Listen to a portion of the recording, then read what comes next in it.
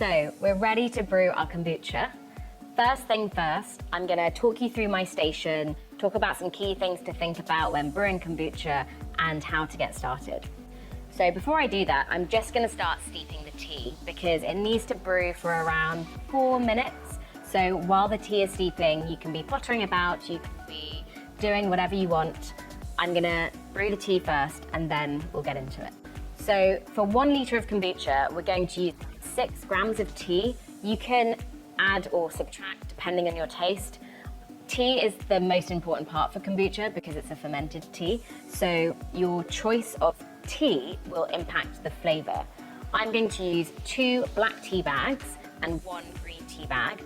I've chosen a really delicious Kenyan tea which has been picked and packed at source, so I know it's really fresh. The best tea in the world for black tea especially comes from Kenya, so I'm really excited to taste this as a kombucha. And we're using Kericho Gold, their conservation range, so they give back to wildlife as well, which is really nice. So I'm going to put 2 tea bags in there and 1 green tea. And then I'm going to add in around 200 millilitres of boiling water. This has been off the boil for around 5 minutes, so it's not going to be piping hot because you don't want to burn the tea. And different teas will brew at different temperatures, which is just something to be mindful of. And I've got the measurements on the kettle, so I'm going to just pour in around 200 millilitres, perfect. And then we're going to time that to steep for around 4 to 5 minutes. And once that's steeped, I'm going to add the sugar and show you the rest of the kombucha brew. So I've steeped my tea for about 4 minutes. I'm going to discard my tea bags, and then once it's hot, I'm going to add the sugar.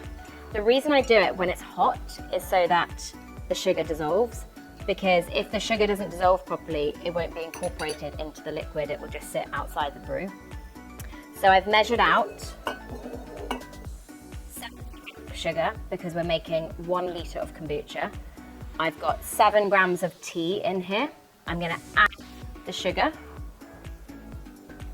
and then just give it a mix. Now, the really important thing when you're brewing is to write everything down. So I have a book, I call it FIX8, and I write down literally everything I do when I'm brewing kombucha or I'm fermenting kimchi or sauerkraut. You're going to remember your recipe, but it will change over time and you will forget, so just write everything down in a book. So, be nerdy about it. I very much celebrate the inner nerd, the inner fermentation nerd. So, sugar is pretty much dissolved, and the reason I do a tea concentrate, is what you could call this, is because if I was to brew 1 litre of tea and add the sugar, I'd have to wait for like 4 hours for it to cool down before I could add the SCOBY. And I used to do that. I used to brew the tea solution, put it outside, let it cool down, and it would just take forever. So a nice shortcut is to make a concentrate and then add your cold filtered water to it, which immediately brings it to room temperature, and then you can add your SCOBY. As a rule of thumb, I always like to think I would never put my SCOBY into a temperature solution which is hotter than lukewarm. I always joke, if you can bath a baby in it, it's fine. And that's how I do it with my kombucha. So we've got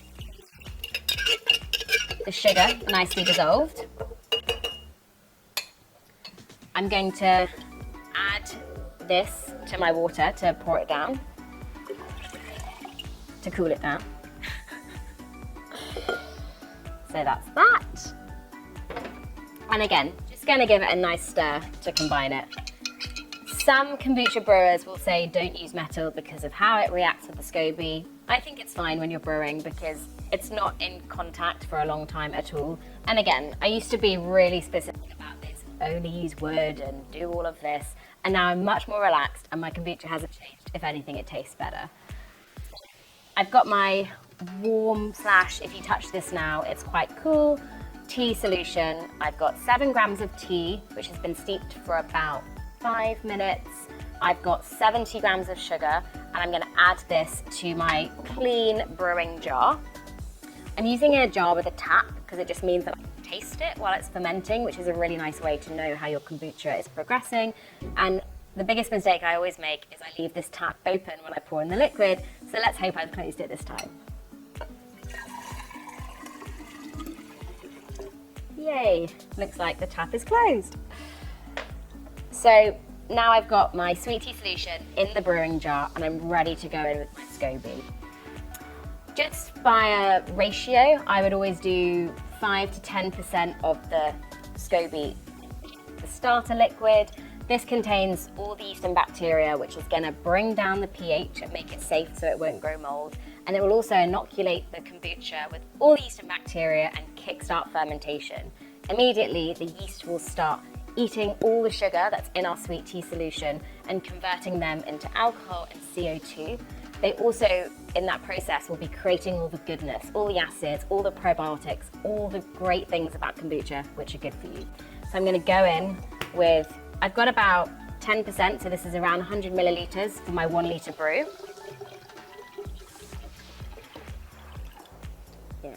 And then, just to put the cherry on top, I'm going to add a physical SCOBY. You could just brew kombucha like this and a new SCOBY will form on top, or you can add one if you have one from a previous batch. Just because I do, I'm going to add one.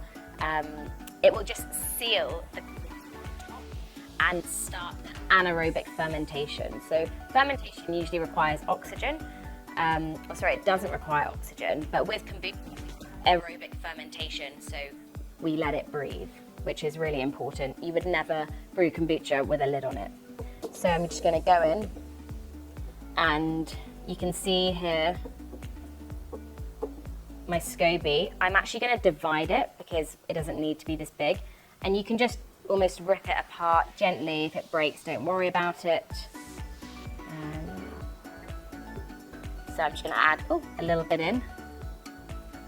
There we go. And I'll put this back into my SCOBY hotel. And there you have it. That's your kombucha ready to go. I'm just going to cover it with a cloth. So we allow the airflow to breathe. Make sure you seal it with an elastic band that's airtight, especially in summer, because we don't want any fruit flies getting into our kombucha. And then, most important part, I'm going to label it. So I'm going to do the date in which I brewed, which we're doing it on the 24th of August. So I'm going to do 24th. And I'm going to also just jot down when I should check it. So I want to check this in about a week's time. So let's do check 1st of September. And we're going to name it as well. I love giving kombucha a name, giving it a personality. So what shall we name our kombucha today? Any ideas? Penelope! We're going to call our kombucha Penny for short, because I can only fit that on the label. No reason. So here is Penny, ready to go. And the good thing about putting the date that I'm going to check it on there is because I will likely forget, and just by seeing 1st of September on there, I know that on the 1st of September when I'm in the kitchen, just to have a little taste of my kombucha and see how it's progressing, see if it needs a bit longer or if it's ready to decant. And I really recommend doing that. Sometimes I also put reminders, just because life is busy and you're never going to remember all these things about when to check on your kombucha. So help yourself out, write it down in your calendar or write it on the label, and then you'll know when it's ready to taste. So there we have it, our kombucha homebrew, ready to ferment, ready to leave in a cool, dark place, consistent temperature. And we're just going to leave it completely untouched for about 7 days, in which point it will have progressed quite a lot. Lots of the sugar would have been consumed. It will start tasting sweet, sour, and there will be a new SCOBY forming on top, which is going to be your new mother, and you can use it in the next batch, and so on and so forth. So I hope that was really useful. Hope you enjoy brewing kombucha at home. Let us know how you get on. Tag us, follow us on Instagram. We're at FIX8 on this. We love hearing about your homebrew journeys. And yeah, hope you guys enjoy.